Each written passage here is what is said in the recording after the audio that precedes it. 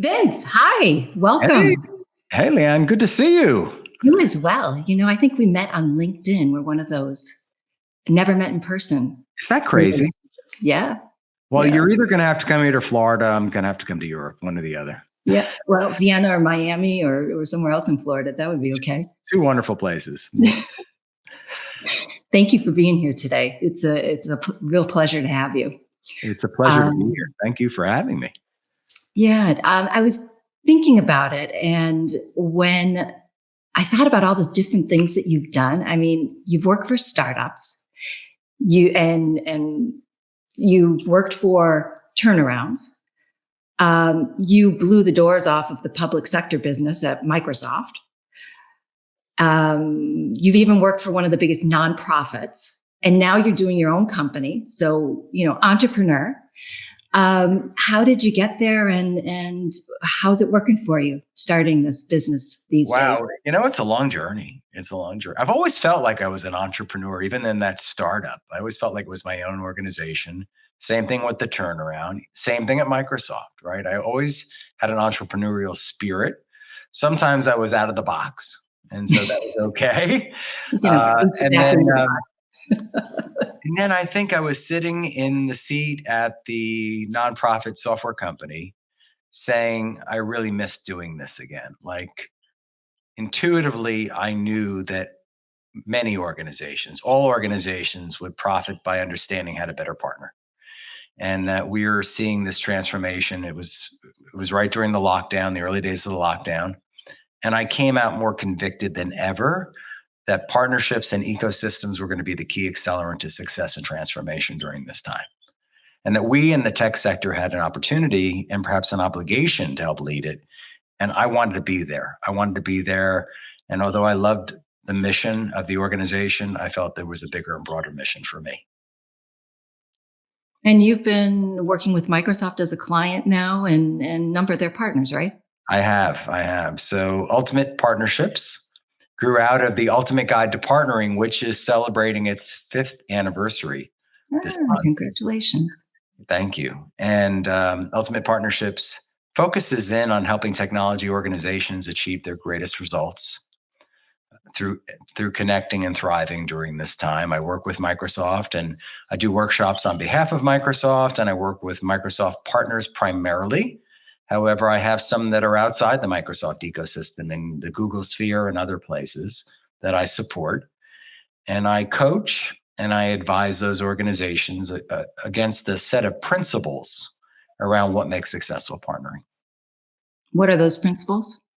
So glad you asked. So Can you rattle them mindset, off? I can rattle them off: growth mindset, Okay. extreme commitment, shared vision, maniacal focus, brand and brand story, getting results, and agility.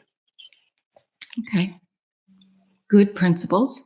Good principles. The thing that strikes me is that we're talking about ecosystems. And if you read LinkedIn, it's the newest thing and the greatest thing. It's the biggest trend and prediction. But the principles that you just talked about are things that we've been living with for a long time, for those of us who have been in the channel and been partnering. So my question is, do you need to be born in the cloud to be successful in ecosystem, or can someone who's actually come from a legacy business also prosper? Absolutely. A legacy business is where I spend a lot of my energy and time helping these organizations. And the premise around mindset is having the right mindset, right? Yeah, born in the cloud, maybe they come at it from the right mindset. Sometimes they don't. But even organizations that are tried and true traditional software companies can evolve, and they can embody a growth mindset. They can apply a set of principles, and they can go after their partnering strategies in new and different ways in order to be successful in this new age of ecosystems. Think that a lot of companies either think ecosystem is a fad, it'll go away. We've heard these things before. And a lot of companies are also saying that this is going to be pretty disruptive, and the traditional channel may not look like it looks today or has looked for the last 30, 40 years. So do you think that this means the traditional channel is dying off? Dying off is a severe word or term. I think we're evolving, right? We are seeing this transformation happening in everything in our lives, the digitization of everything. We have moved to a new way of work, a new way of learning, a new way of shopping. We've embraced these things rapidly in the last 2 years. And the way that technology is acquired is also evolving and changing. And it's being driven by several forces, right? And I can tap my phone 5 times and within 2 to 5 business days have anything show up at my door. Why would I purchase technology the old way? And the old way was 500 salespeople manning the phones, dialing for dollars, trying to pitch me a technology, maybe doing a demo, maybe allowing me to do some type of trial or process, and then going through all this manual paperwork over a period of time and contract negotiations to deliver something to me. And then at the same time, my channel is in the middle of this process, doing all of this manual and labor intensive work, managing these processes to get there, right? And I took the channel out of it for a second, but the channel's in the middle as the intermediary in there. So we're seeing this prevalence. We're seeing this, the decade of the ecosystem, as it's being called. We're seeing marketplaces start to take hold in a new and important way. And I've had guests on my podcast talk about the importance of marketplaces and the role that they will play. And, one leader from Andreessen Horowitz just recently said that marketplaces will become the channel. Well, I think that they're going to help aggregate, and they're going to be able to streamline all the partnering processes that we see happening. But they won't replace the channel. They'll be part of the equation. And what we're seeing is this influence strategy also taking hold, right? So we used to buy something from a reseller, or we used to have a partner that maybe supplied some other type of services or ancillary services around a complete solution. Well, now there's going to be several seats at the table helping to influence the decision processes. And the ecosystem is just that. It's going to be all the seats at the table representing me. So there's going to be an influence strategy. The same way there is in, influencers on Instagram. They're going to be technology influencers. They're going to be resellers. They're going to be systems integrators. There's going to be several solution providers, SaaS solution providers, that are going to come to the table to complete that solution set. And so that ecosystem is going to be made up of several organizations coming together more collaboratively. And systems and tools are going to be able to need to support that. And we don't have a lot of them today, right? Look at the MarTech world, where at one time there was, 12 years ago, we didn't even have marketing technology as we know it today. There's now 8,000 organizations in that MarTech stack. And we're going to see the same thing happen in our technology around partnering and ecosystems. So it's going to be a very exciting time these next several years. It sounds like with this influencer strategy, which is very interesting, it really is going to depend in the various partnerships, the various people who come to the deal, who the customer trusts.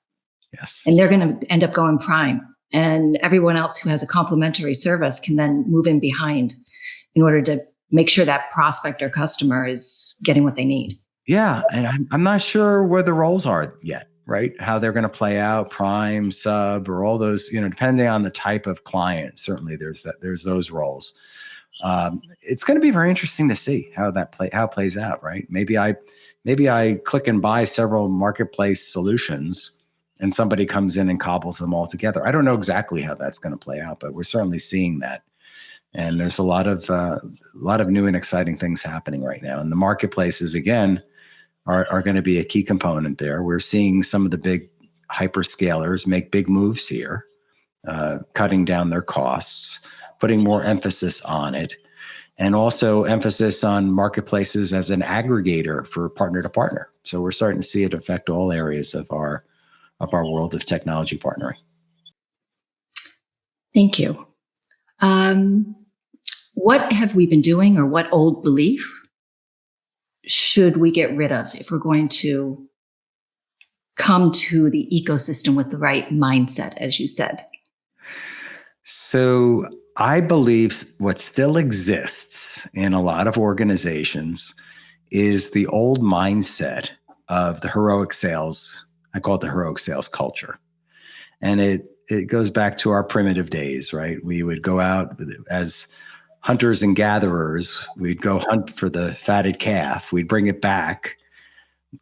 We'd slaughter the fatted calf and celebrate, and we'd reward the hero who brought the fatted calf. And we do the same thing in selling still to this day. We reward individual sales behavior.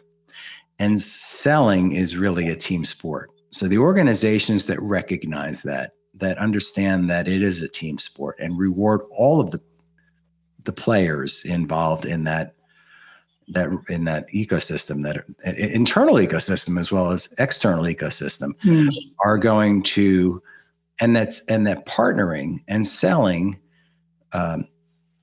it embodies several parts of the organization. And what I believe is going to change in a lot of organizations is this role of individual sellers and channel people, and that firewall between the two, or that Chinese wall between those two organizations.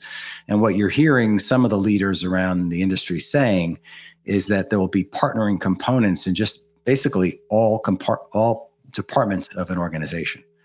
So that we will aggregate and have an orchestrator that sits at the CXO level of the organization and has a seat at the table and is orchestrating across the entire organization. The marketing component, the selling component, the delivery component, the partnering and alliances components, and they will all play they'll play a fluid role in orchestrating all that. And we don't have that today in most organizations, right? It's a separate roles. Sellers do this one thing, they ring the bell. Partner people do some things behind the scenes, but it doesn't all come together the way it should in a team approach. Yeah, so really looking at from the very beginning, how does the team land and then expand into the market jointly, instead of passing the baton. That's right. Which is how I think it's been done. Interesting. So ecosystems, there are some big players in the market as well. There are big management consultants, disties, that are getting bigger and bigger through all the acquisitions that have been taking place, the IT vendors. What do you think? Should I build my own ecosystem or join somebody else's? It's a really good question. Now, I would say, and by the way, all those things are evolving too, right? Mm-hmm.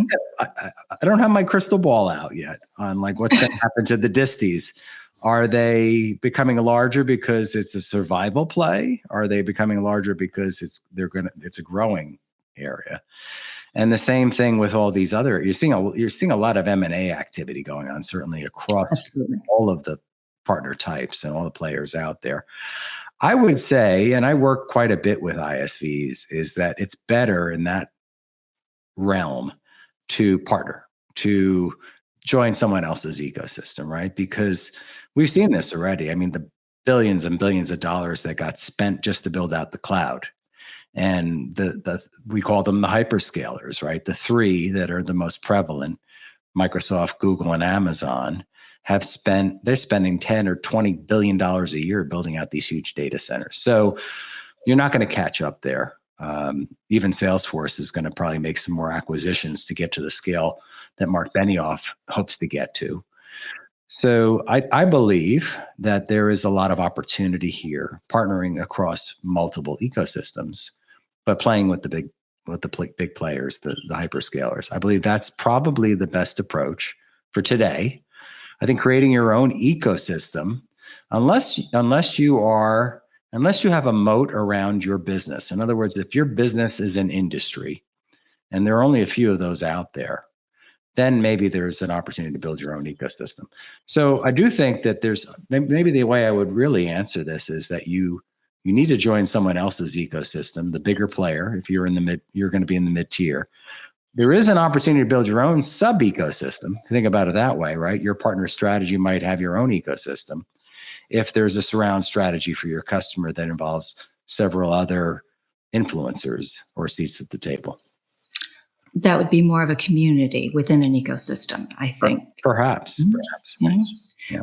Which could be interesting. I look at it as a founder myself, and talking to channel partners. I think when partnering with somebody else, time to close is really critical. That first deal that you can do successfully together is what is usually either going to make or break the relationship. There are exceptions. So if I were to be a medium-sized company or, maybe a little bit larger, thinking about the time to build the ecosystem is only going to delay the time to the deal. So that would be the pragmatic approach that I'd probably look at it. So I would definitely take your advice and go multi-ecosystem. Multi-ecosystem and closest to the customer. Exactly. Yeah. Exactly. So if I'm going to do that, how am I going to stand out in these ecosystems? You're there, I'm there, Jay McBain is there, all the disties and SIs are there. How do we stand out? It's noisy and crowded, right? To your point. And I always talk about this, standing out as a shiny quarter in a bucket full of shiny quarters. And you need to be very specific. This is maniacal focus comes in here. Specific about the one thing that you do better or differently than any other organization. You have to have that one thing that stands out. And it might be very specific and very focused on a sub area or a very small or smaller constituent of potential clients. But you have to have that one thing that you stand out better than anybody else. And you need to brand yourself that way for sure. Do you think it's going to be IP? That's what the current buzz is about. Well, it's certainly IP's where all the valuation is. It might be that you deliver technology better than anybody else in a specific area, or you do something better than, and that might be IP itself or a managed service offering around the IP that you do better than anyone else. For instance, you might be the person that delivers, or the organization that delivers a specific SaaS-based solution to mid-sized clinics in Cleveland, Ohio. And maybe that's your specialty, right? Yeah. You do that better than anyone else. And it might be a big SaaS-based solution. That's one from, we could mention some of the big names out there in the healthcare industry. So that might be what you do. So people need to really double down on one of the two things they hate to do in the business. The first one's research, and the second one is their value proposition. The value proposition. And because as we know, many in technology, we want to be all things to all people, right? We do this, we do that, we do that. And we've got all this set of competencies and capabilities. We've got all those badges that we carry. Right no, you can't do that today. You got to get very specific about what you do better. Yeah, and the RFPs that we've been helping with recently, they're all used healthcare. We could talk about another industry, but not only do you need to have experience in the size of the hospital they're talking about, but it has to be the inpatient care or the ex-patient care specialization. And it has to be somebody with a particular title. I mean, it's getting very, very difficult to do that all yourself. Exactly. And that's where ecosystems come in. So, Vince, we talked a lot about ecosystems. Part of ecosystems is partner to partner or P2P. Can you give me some of your thoughts on that? Should you go wide, go deep? What's the best play here? So partner to partner is such an important component of what we need to do in terms of our building out our ecosystems. I have a thought process around partner to partner that says you need to be very specific about the attributes, the best attributes of the partnership. If you go wide, you're going to cast amongst many. I believe that you need to triage. Most organizations have set up too many partners. They've tried to be too broad and too wide. I believe that organizations that are more successful, the ones that understand that there are potentially, it's the 80-20 rule, that potentially 20% of those organizations will represent 80% of their business. I need to measure that. We certainly have the data to do that. But then there's also the qualitative analysis that says, based on a set of criteria, these organizations are the ones that have the most opportunity, both for current revenue streams, as well as future revenue streams. And how you align that is based on, what markets you're going after and projections. But I do believe that having a few that are very good, that are highly trained and highly qualified, is the right approach for partner to partner. I also believe that the process today, the processes around it, are so arduous that organizations still struggle here in terms of getting the right partners, getting the right partner in the room to build trust, to build brand, to lock arms in terms of a shared vision for success and a set of objectives and key results, and then executing against all of that. It's hard work. And so because it's so hard, and because you want to do it right, I believe you need to do it amongst few rather than many. So does that mean that you think that some of the larger companies out there, maybe the larger IT companies, might be looking at retiring some of their partners? Absolutely. In some of the work that I've done with some of these large SaaS software companies, in fact, we've looked at that. We've looked and said, okay, especially the organizations that came from a legacy, that came from an on-prem world to the cloud, that moved, to the cloud, they brought along all of the past partnerships along with them. And so they haven't continually triaged that ecosystem. And it's cleaning house, whatever you want to call it, is super critical, super important to make sure you have the right partners for your business model and your key objectives for the next 3 years. I was speaking to a group a couple of weeks ago about the cost of doing nothing. Yes. The risk to profit, revenue, but also reputation, meaning people won't want to partner with you or buy from you if you're not being seen with the right mindset, as you said earlier, and with the right modernization approach. Exactly. And those other organizations, they're on the other side of that equation, also need to evolve and change and grow their businesses so that they have the right set of skills and competencies for their ultimate survival. Can you think of any recent P2P examples? I can talk in very general terms around this, but certainly there was a very large SaaS software, ISV technology company in the security sector that had this same issue. And they had to make some hard choices around their ecosystem. And in the long run, it will serve them well to have made those decisions. Again, investing more resources in the fewer that can drive the greatest results for the business is the right approach, as opposed to trying to spray across so many. Yeah. So you're the expert on ecosystems. We've clearly heard that. Do you have any open questions? Is there something you'd like to know?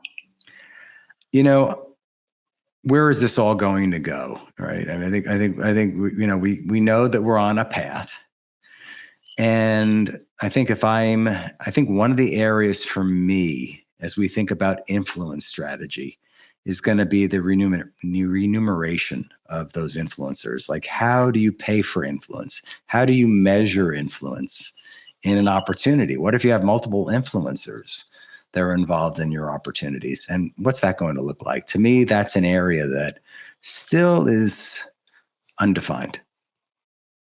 That's very interesting, particularly because of what we've seen over the past years in social. Exactly. Use of influencers. There might be some lessons there. Maybe we need to get some influencer to tell us their secrets, how they monetize. Are you the Kim Kardashian of the technology ecosystem? You think she's available? Do you have her number? We'll She call her seems in. be very interesting to have her here. Yeah. Let's ask her. We'll do that. We haven't booked her yet, but we've booked some other people. And I know that you're going to join us for the roundtable discussion to continue this conversation and I can't wait. some other questions. Yeah. Yes, I can't wait. And thanks so much for having me today. This is wonderful. Yeah. So good to It's been see you. fantastic. You as well.